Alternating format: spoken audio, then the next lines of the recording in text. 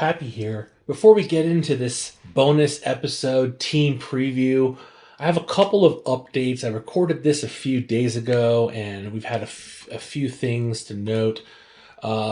In this main episode, you will hear me talk about the running back position and talk about linebacker Christian Osei, and I say he's probably not going to get carries at running back.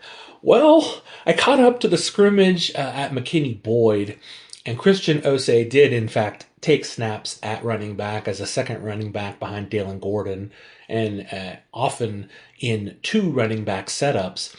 And I just want to point out that what we saw at the scrimmage at McKinney-Boyd of Christian Osei at running back was nothing short of incredible. Let me just talk about his blocking first, because that might be, if he is used that way, that might be his primary assignment. His blocks, I would describe as violent.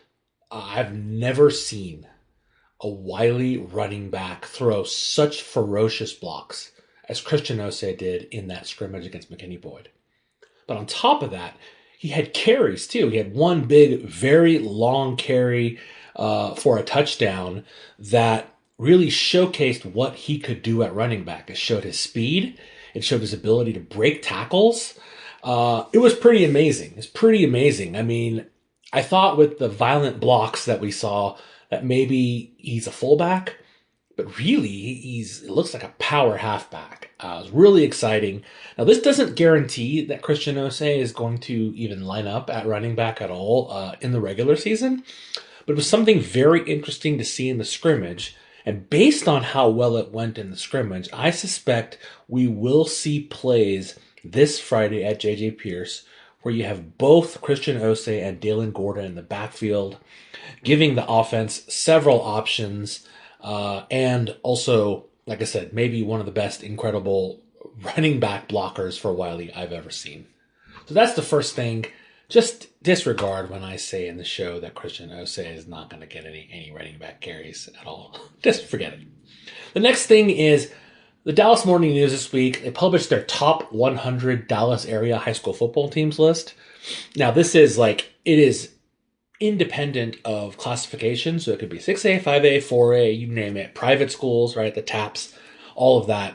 And it was really funny because last year, when the season opened, Wylie wasn't even on the top 100 list, right? And schools that they actually picked to finish beneath Wylie in 9-6A were on that list.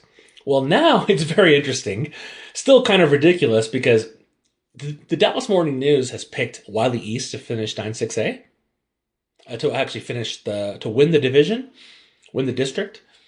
Of course, we disagree with that.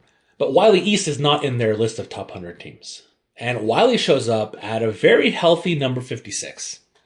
And they have Saxe at number 55, which tracks with their 9-6A predictions. They've got Rowlett at 60. They've got Naaman Forest, who's not in our district anymore, at 72. They've got Garland at 85. And I think I missed Lakeview Centennial is also 61.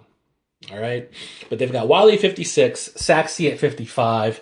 Now, to put it in perspective for this list of the schools that are on this list, they've got Pierce at 53. So they think Pierce is a better team than Wylie. We adamantly disagree, and I think we'll see how that plays out this Friday at J.J. Pierce. For reference, Wylie East's Wylie East season opener this Friday is against Richardson, and they are on this list at 48. You can find this list on the Dallas Morning News website. And now let's get on with the show. The following is not affiliated with, endorsed by, or sponsored by Wylie High School or the Wylie Independent School District. It is the independent expression of its author.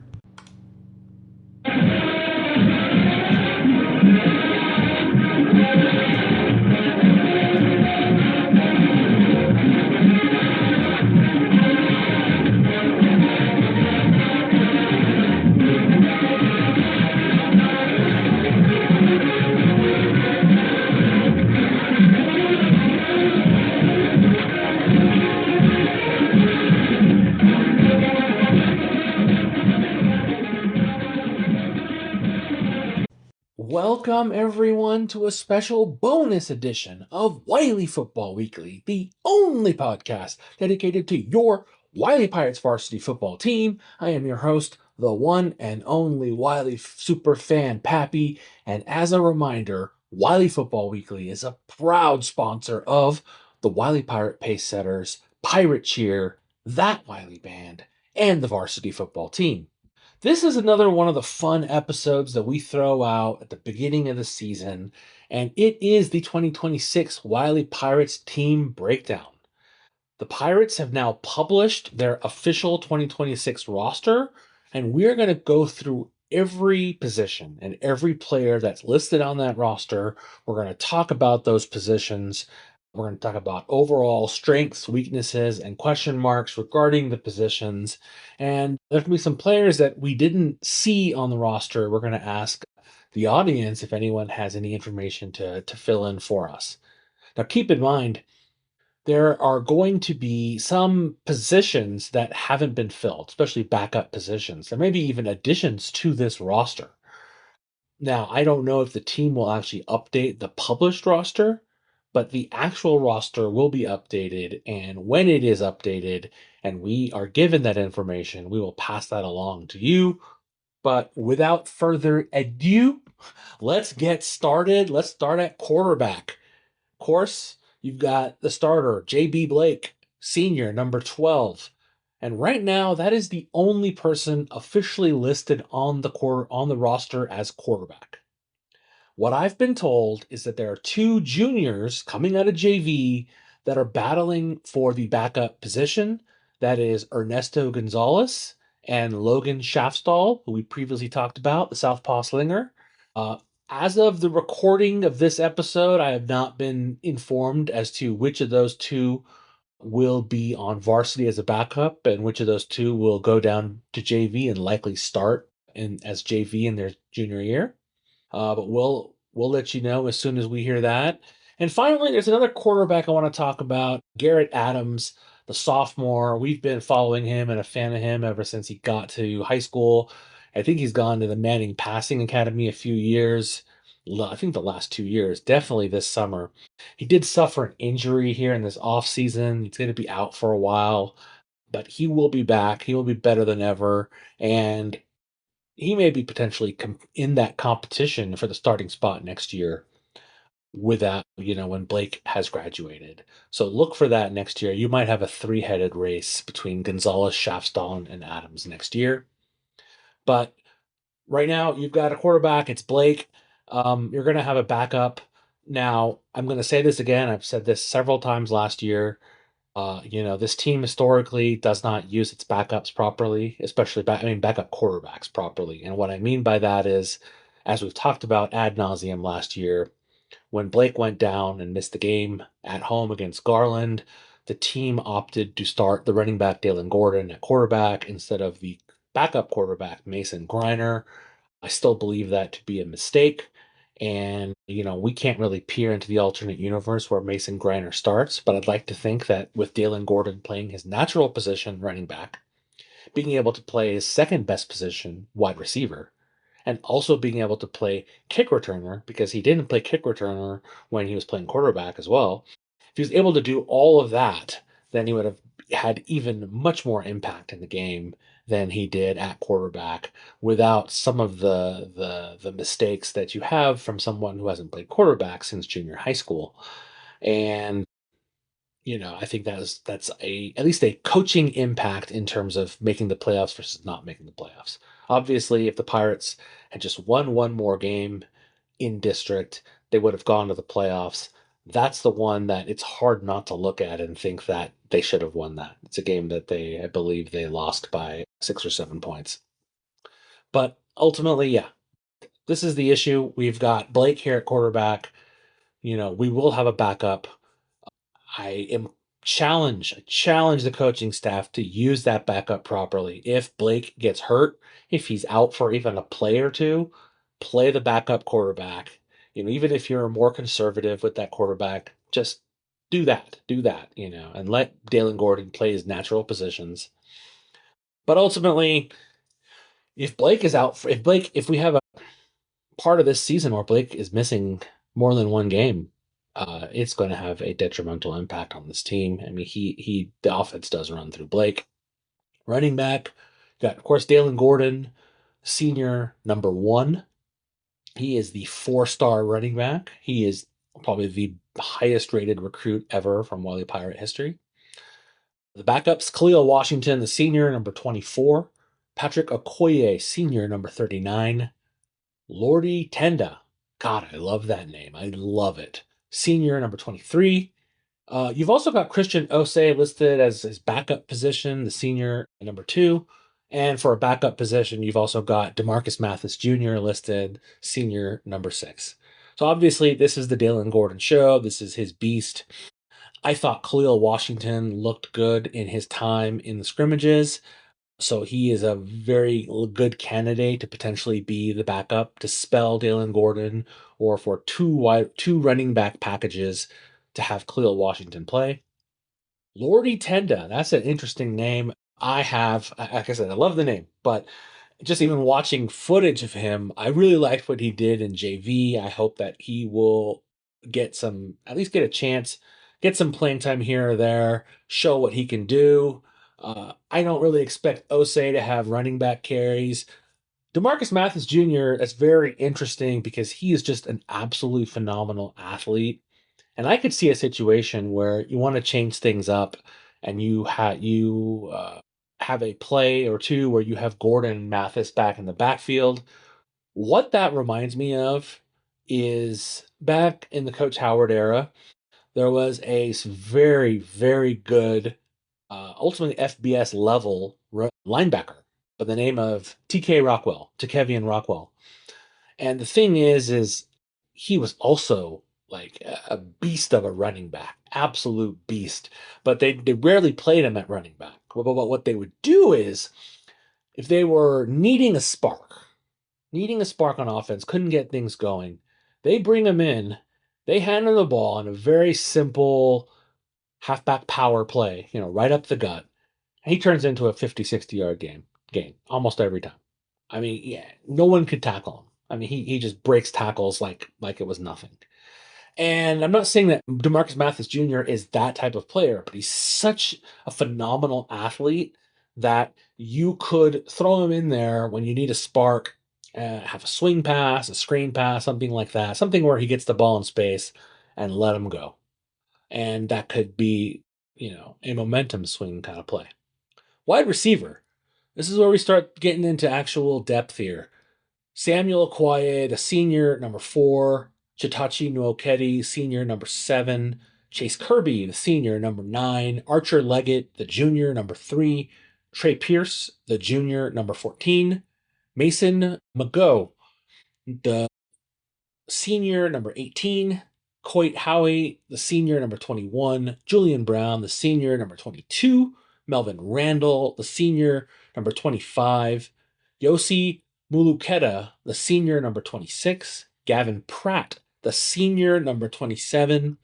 Jadarian Thompson, the senior, number 82. And also listed as a backup position, Donnie Skinner, the junior, number 0. So here you've got Sam Okoye, already an FCS offeree. I think he will be an FBS offeree by season's end. He had an injury in the 2025 offseason that really kind of dampened the first half of that year for him, but he turned it on late in the season. I think he's going to have a great year this year. Archer Leggett, was a super sophomore last year. He's going to be asked to do a lot more this year at the wide receiver position. Chitachi Nwokedi, he will get playing time, I believe, at wide receiver. He did last year. He had some big plays, including one in the Civil War game. We saw in the scrimmages Chase Kirby playing tight end. Right, even though we're going to get to the tight end position because there's a couple of players actually listed at tight end. But I think that's very interesting. Some guys I'm looking for. The one guy I'm really curious to see how he does at the varsity level in this kind of mix here is the junior Trey Pierce, number 14. Very curious to see how he does up in the big show. Tight end, we've got 2 players that are listed at tight end. Rylan Adams, the sophomore, number 48, and Antonio Quarles, the senior, number 29. It seems like Chase Kirby is actually going to be playing tight end, but we will see. But at least there's some depth here. I'm going to talk about Rylan Adams when we get down to the defensive line. And before I go any further, there is a player that I did not see on the roster, but we've been expecting, and I was really excited to see him too, which is Demarion Howard, the senior wide receiver. I don't know if it was a mistake for the roster or what's going on, but if anybody knows what the deal is with Demarion Howard, the senior, I'd love to know. Offensive line. So you've got Teslim Busari. I'm expecting he's going to be one of the captains of the team. Senior, number 54. Diego Zamora, junior, number 58. Armando Rodriguez, the junior, number 77. Jeremiah Hurst, the junior, number 78. Ben Larby, the senior, number 70. Jace Kemp, the junior, number 76. Brandon Lewis, the senior, number 64. Caden Adams, the senior, number 84. Now, this is very interesting because his position changed. Last year, we had him as a wide receiver. Now we've got him as offensive line and defensive line. And we also have a question mark here because in the scrimmages, there was a number 52 who played the starting center in the scrimmages. I don't see that person in the roster. I'm very curious who is number 52. I'd love if someone can let me know. But otherwise, as we've mentioned previously on the show, especially during the season preview and even our season premiere episode, left side seems to be set with Armando Rodriguez at the left tackle position. He started last year. He started every game last year. And then left guard, Teslim Busari, and he's a third-year starter now. Or, third-year player. I don't think he started every game as a sophomore, but he definitely got a lot of playing time and very liked by the coaching staff. And in the scrimmages, we saw Jeremiah Hurst, the junior, number 78, playing right guard. And we saw Ben Larby, the senior, number 70, play right tackle, starting right tackle. So as we've mentioned before, that's the right side that we're, very curious about. A lot of how the offense does, is going to depend on how well Hurst and Larby play, right? Defending that right side. Because if they are not up to snuff and pressure comes from that right side, then Blake's going to always have to roll left. And of course, rolling left is in theory more desirable because you've got Busari there and Rodriguez, and they're experienced at the varsity level. But you don't want to always go there, so that you don't want to tip off your hand and have teams, stack that left side and force you to go right if the right side isn't bringing it. So that's a very interesting thing. I definitely think you should be keeping an eye out for Hurst and Larby if they play well. And this number 52, who I don't know their name, if they play well and and I should say, number 52, the center, what I saw, they played really well at center and they were snapping the ball really well. And it's so incredibly important to have a good snapper. And that person did not have any issues. I was really impressed. That's why I really want to know what their name is. But a lot of the offense success, will come down to how this unit plays, and there's some big shoes to fill. Filling in the shoes of Brady Wolf, Hawthorne, and Jace Williams. Those aren't the easy shoes to fill, but I think you got to give these guys the benefit of the doubt, give them a chance. I think they're going to surprise you in a good way. Let's get to defensive line. This defensive line is going to be led by Obe Ajayi, the senior, number 11. You've also got Brandon Lewis, the senior, number 64. We mentioned he's playing both offensive, defensive line. I think defensive line will be his primary position. Miles Rice, the senior, number 88. Viraj Rana, the senior, number 90. Raylan Adams, the sophomore, number 48. Javier Carrasco, the senior, number 31. Christopher Ingendoff, the senior, number 50. Robert Welch, the senior, number 51. We've also got Ben Larby, who he can go both ways, senior, number 70. We talked about Caden Adams, the senior, number 84. And finally, Ty Went, the senior, number 98. So this will be very interesting. But yeah, like we said, Obey Ajayi, that's going to be the person who is your stalwart on the defensive line. I think that in general, maybe the two other starting spots, because this defense is 3-4, so you're gonna have three defensive linemen. They're up for grabs. A name, I think Miles Rice is probably going to be one of the big names that we see out there. And that third name, it'd be very interesting to see who that is. I don't know. And that could be Rylan Adams. And I want to talk about Rylan Adams because every year we talk about super sophomores, and I get excited about one name, and that super sophomore I'm really excited about this year is Rylan Adams, 6 foot, 215 pounds. Like we said, he plays defensive line. He's really a defensive end, an edge rusher. He also played tight end. He runs a 5.02 40-yard dash. He can bench 275. Strong kid, strong kid. And let's also give, whenever I see this stuff, I like to give props. He's got a 5.04 GPA on the six scale, right? If you're on the traditional scale, that's 3.75, but you get bumps up for uh, honors classes, you get bumps up for AP, may even get bumped up for dual credit. Maybe I need someone to help me out here. When I was in high school, we had the regular four scale, and then anything that was AP honors, any of that stuff, that was on the five scale. So the six scale is like that's beyond me. That's beyond me. But 5.04 out of six, smart kid. That I love the fact that he is a sophomore. He's taking a lot of advanced classes. Smart kid, smart kid. Like we said, unweighted 3.75 GPA. What I really, really like about the kid, he's got his own website. He's got his own website for recruiting. RaylanAdams.com, RaylanAdams.com. It's his own football recruiting profile. And I've seen this in the summer, and I've just been rooting for this kid to make varsity, and he had made varsity. He's officially on the roster. Congratulations. You know, I think this is the kid that we're going to be talking about here this year, next year, and the year after. Exciting kid, good player. Very curious to see how much playing time he actually gets. But if you do see number 48 out there on either side of the ball, but especially that defensive line, keep an eye out because I really think that he may be something special. Linebackers. Christian Osei, the senior number 2. Antonio Quarles, the senior number 29. Kalen Wara, the senior number 32. Harold Lacey, the third, number 8, the senior.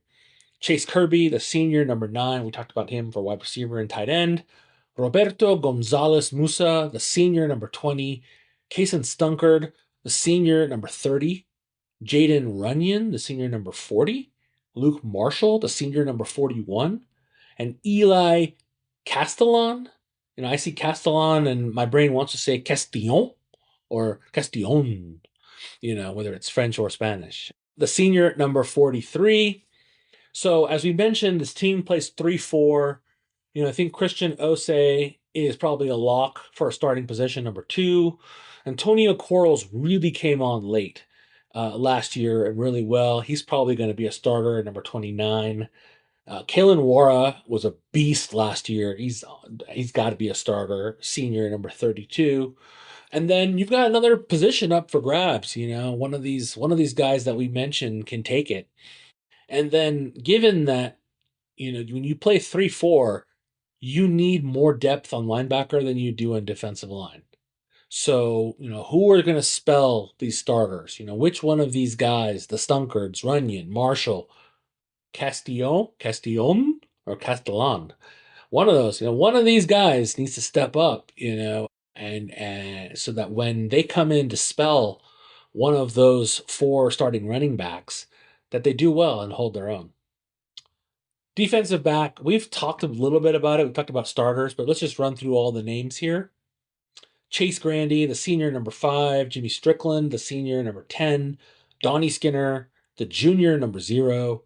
Braylon Trouthwain, the senior number 16. DeMarcus Mathis Jr., the senior number 6. Chitachi Nookedi, the senior number 7, goes both ways. Trey Pierce, the junior number 14, he also goes both ways with wide receiver. Faiz Masha, the senior number 17. Wade Williams, the senior number 19. Coit Howie, the senior number 21. He's also one of those players that goes both ways. And rounding out the secondary, Melvin Randall, the senior number 25. So we talked about here, this is maybe the best starting secondary ever for Wylie. Chase Grandy, number 5, is an FCS offeree. We'll get to the FBS offeree level by the end of the year. He was highly touted when he was even a sophomore. Jimmy Strickland, the senior, number 10, the FBS offeree. Donnie Skinner, the junior, Dalen Gordon's brother. Number 0, first team all district as a sophomore. Barely lost defensive newcomer of the year to Willie Palomo of Saxe. He is almost guaranteed to be an FBS offeree by the end of the year. And you got DeMarcus Mathis Jr. He had a bunch of FBS offers, as we talked about. He's committed to Air Force. And God, this secondary is going to be really, really good, really good. And then, as we've talked about, I didn't mention here JB Blake, right? But JB Blake, the quarterback, is an FBS committed defensive back. You will see him likely at end of half or end of game situations. Dalen Gordon also will come out there in end of game, especially end of game situations when we're talking about Gordon. So you've got just an unbelievable amount of depth at secondary. I mean, it's kind of crazy that Chitachi Nookedi had a big pick 6, right? That really changed how the Civil War game looked last year and really brought Wylie back into it. And he, you don't have him as a starter, right? So you have him as a backup, or he's probably going to come in for nickel and that kind of thing. But there's just it's really good. Best position that Wylie has, and a best depth I've seen in a long time. Before I get to kicker, a couple of names I just forgot that I'm a little surprised not to see. Linebacker Bryson Givens, as a sophomore last year, was on varsity. I don't see his name now, so I'm kind of curious what's happened to Bryson. And then as far as DBs, last year we had Jonathan Williams, Jonithan, and I don't see he should be a senior now, and I don't see his name here. And again, love to know who number 52 is that was playing starting center in the scrimmages. One more position to talk about, that is kicker, and we're a big fan of this young man, Eric Schuster, the senior. He's got number 15 this year. As we mentioned last year, what we really liked about him is he's primarily a soccer player. He's a fullback. He's got the leg.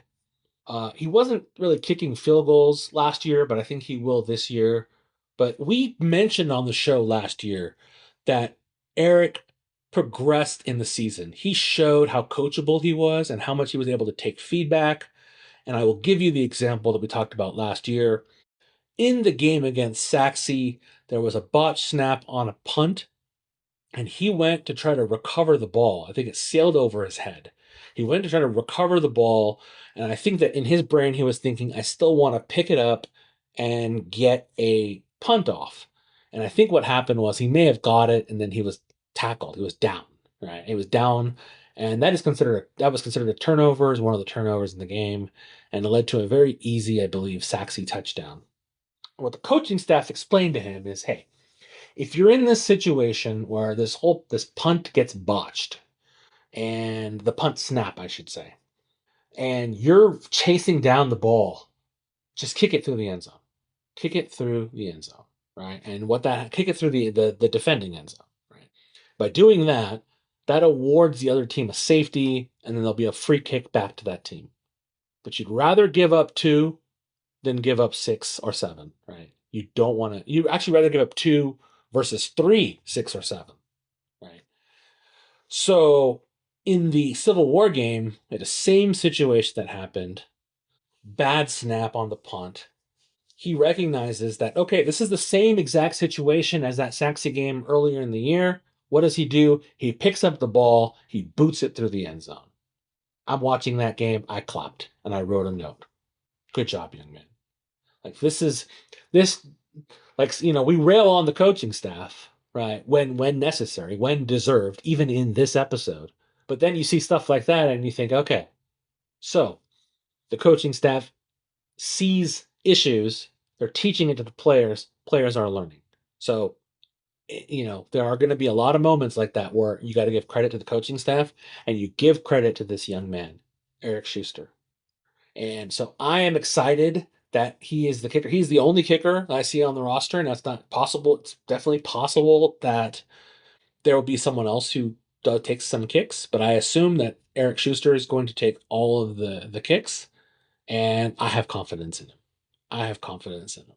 Um, I have confidence that he will bring it when it comes to the field goals and the kickoffs.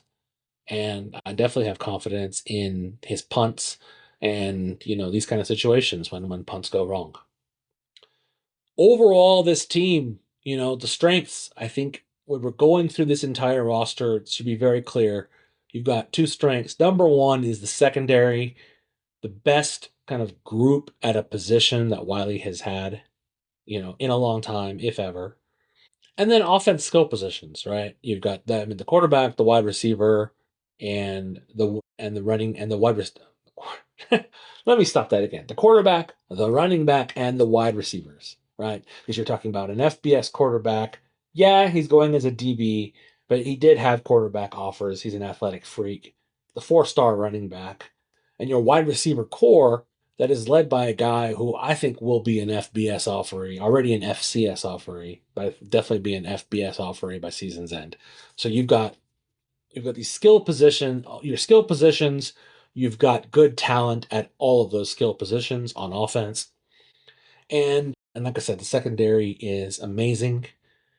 The weaknesses, really it's depth, right? And not secondary depth, because secondary depth is definitely there when, you don't even need a Chitachi no Kedi to start, right? You can actually have him come off the bench in the secondary. You don't need Blake to play a defensive back, even though he's going to play that in college, because you're so loaded in secondary. You don't need a Dalen Gordon to go out there and play defensive back the whole game, because he could, and he would own it. He would own it. Let me tell you.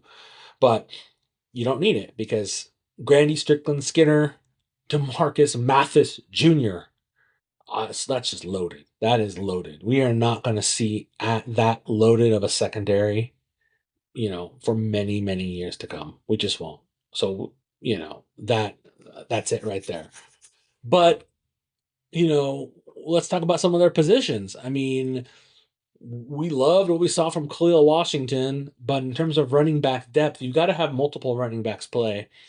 Is he going to look as good as he did against Princeton? And if he is even the RB2, or Lordy Tenda, and then offensive line, that's still a question mark, right? And that's question mark about depth, right? And which one of these guys outside of the starting five are going to step up? It's going to be Jace Kemp. That's going to be a name that I'm going to be watching. The junior, number 76. Defensive line, like we said, we're not even sure exactly who the three starters are. And, you know, is someone like super sophomore Raylan Adams going to provide that depth? And same thing with the linebackers, right? Harold Lacey the third, is that the person who's going to come in? A Stunkard, Runyon, Marshall, Castellon, or a Roberto Gonzalez Musa, Chase Kirby, one of these guys. I mean, these guys, you don't just play, except for offensive line, you really don't play your offensive line in some of the skill positions. In defense, especially, you're going to need to spell. You're going to need backups to come in at certain times for certain plays, right? And what you don't want is when they come in, the other team notices that, and then they focus on that person, and that person isn't able to make the play that they need to make. So that is really the big weakness is depth. I think there's several positions where there just isn't depth. There isn't even depth at quarterback, right? And we didn't even talk about that except earlier in the show. But it's just depth is really the weakness of this team. The good teams, the top 25 teams in the area or in the state, they have depth, right? They're backups at District of Doom schools like Duncanville and well, DeSoto's 5A now, but Waxahachie, North Crowley, the backups there would be, first team all district 9-6A if they played for a 9-6A school. So that's depth. That's depth, right? You have a guy go down, right? I've seen other teams. I've seen Rockwall Heath. Their quarterback goes down, and their backup quarterback comes in and leads them to the playoffs and multiple rounds of the playoffs. And it's just not something you would see in Wylie. So depth is a big issue. It is the weakness. It is the glaring weakness of this team. Now, it could be overcome, and it may be that I'm completely wrong, and that the depth players on this football team are going to step up, right? But right now, we're looking at it on paper before the season starts, and depth is an issue. The final thing is question marks, right? There are question marks, and we've talked about some of these, but let's just run through them. There's three. Right side offensive line, that also includes the center, right? The number 52, whose name escapes us, and also Jeremiah Hurst and Ben Larby. That's a big question mark. Now, if they bring it, then this offense is going to be a machine, absolute scoring machine. The second thing is defensive line. We've talked about that. Is who actually fills out that defensive line? Who are your three? Who are your three starters? We have the first year in some time that it's not clear exactly who all three starters are. And finally, the fourth linebacker position, right? Because we think that three of your four are set with Osei Quarles and Wara. Now, who's that fourth? I'm very curious to see. I think obviously we'll definitely see in that first game against Pierce.